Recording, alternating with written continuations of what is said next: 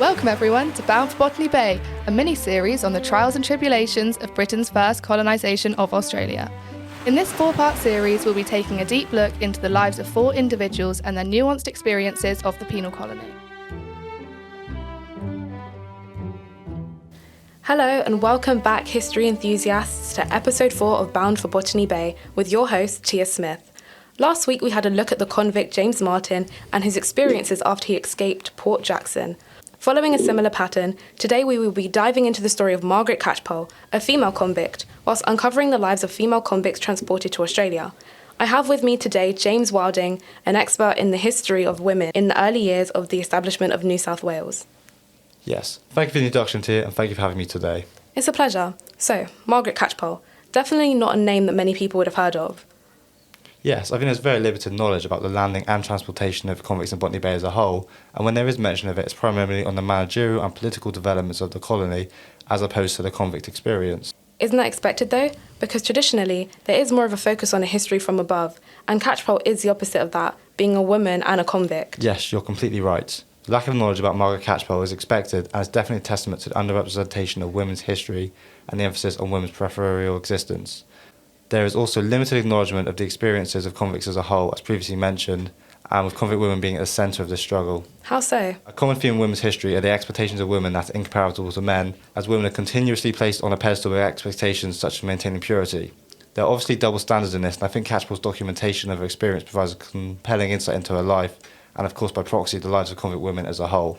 It seems, and correct me if I'm wrong, that you're leaning towards the idea of a sort of invisible history of female convicts? I do think that there is an invisibility of Australian history regarding female convicts, but that's also why I think it is so important to emphasise the stories that we do know of, such as Catchpole, so that we can open the floodgates for the study of convict women from the landing of the First Fleet on onwards. That's a nice way to put it, I think. Margaret Catchpole opening the floodgates for the study of convict women in Australia. So, let's set the scene. We are in late 18th century, and overpopulation is a big problem, and crime is rapidly increasing in England. That's a very brief notation of context there, but back to Catchpole. Who was she, and why was she sent to Australia?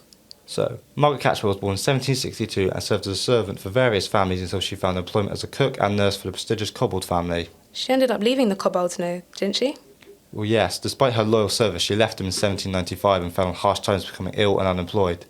During this time, she learned that her former lover, William Lord, was in London and stole a horse from her former employers and rode 70 miles to London but was arrested. She pled guilty to theft and received a death sentence, but this was later commuted to transportation. Thank you. Would you say Catchpole was representative of the typical women sent to Australia, or was she an outlier? Because she did commit a crime, but there is more to her story. Well, yes, she was a similar age and class to most women, being in their 20s and 30s and lower class. The government preferred to send these younger women of a marriageable age so they could provide families for the convicts in the colonies. Her crime of theft was also very common, as many had to turn to petty crime to survive. However, one stark difference to most convicts, male or female, is that she was literate and she had learned how to read and write while serving the Cobbolds. So her basic literary ability gave her more social mobility? Yes, her knowledge of basic literary skills definitely worked for her advantage when she arrived in Australia, as she became an enterprising woman, therefore allowing her to gain extensive social mobility, as you put it. It's quite surprising that her development was primarily based on her access to education. Could you tell me more about the transportation and her life in Australia? Yeah, so similar to many convict stories, the actual transportation has not been well documented. There's very little to suggest that Catchpole wrote anything about her journey to Botany Bay. What we do know is that she was transported on a convict ship called the Nile, which reached Australia in 1801. At the time of her transportation, there was no guarantee that convicts would reach Australia due to the conditions on board of the ships, wherein you could essentially have to pay for your own supplies. However, money was, for obvious reasons, a large problem for her. So based on this information, one would assume that Catchpole would have faced many difficulties during transportation. I mean, she was poor, without a family who could financially provide for her, and she had limited education.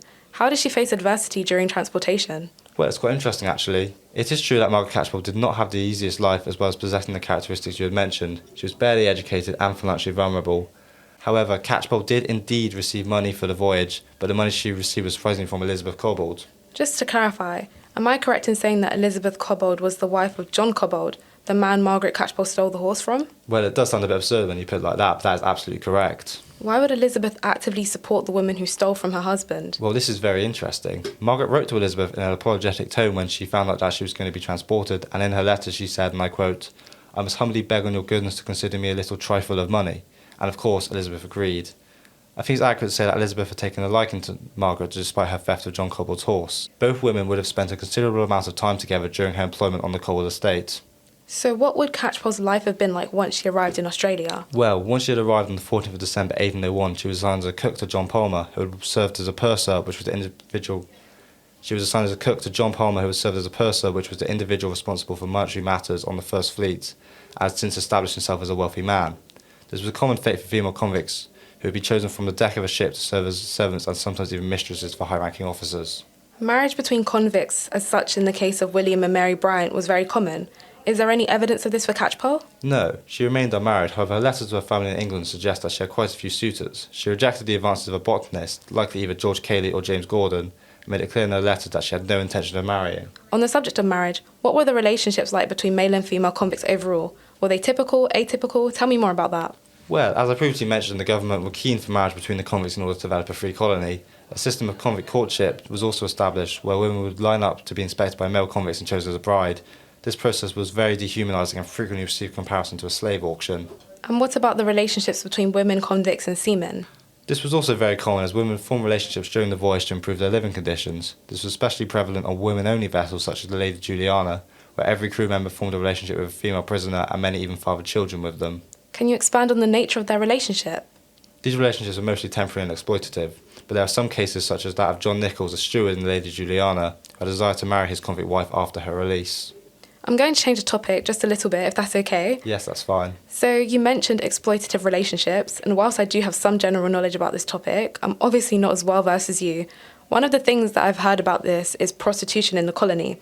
Can you address the view that many of the women sent to Australia were prostitutes, as it's quite speculative? Well, I'm very glad you've asked me about this. This view is in fact a very popular misconception, as whilst prostitution was very prevalent in 18th century Britain, none of the women transported to Australia were for this offence. Many female convicts, however, would be driven into prostitution in Australia in order to support themselves.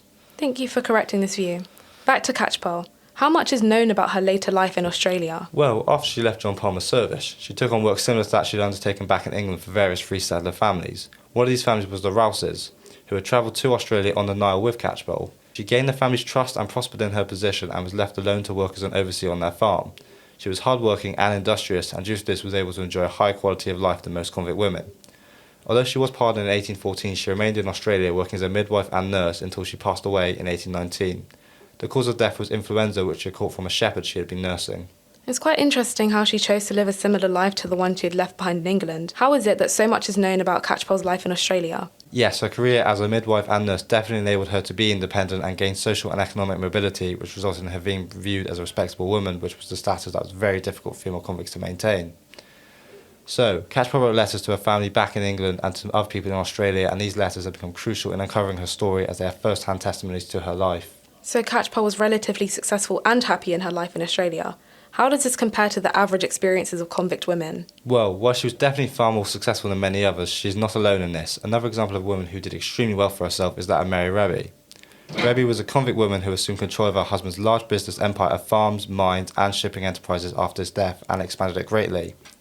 She remains a figure of respect in Australia with a prominent position on its $20 notes. But I'd say it's safe to say that Catchpole and Rebbe are the exception rather than the rule. Yes, sadly, most convict women didn't enjoy anything near the success or happiness they did and were forced into exploitative relationships with officers or other convicts. I guess Margaret Catchpole really does open up conversations about the female convict experience. I'd like to say a big thank you to James Wilding for joining us today. Thank you for having me on this excellent podcast. I hope everyone listening has learned something today. But sadly, that is all we have time for today. Thank you to all of the history enthusiasts who have tuned in to this limited podcast series focusing on the individual stories of transportation to Australia. I hope you've enjoyed Bound for Botany Bay and can resonate with those who have travelled to Australia.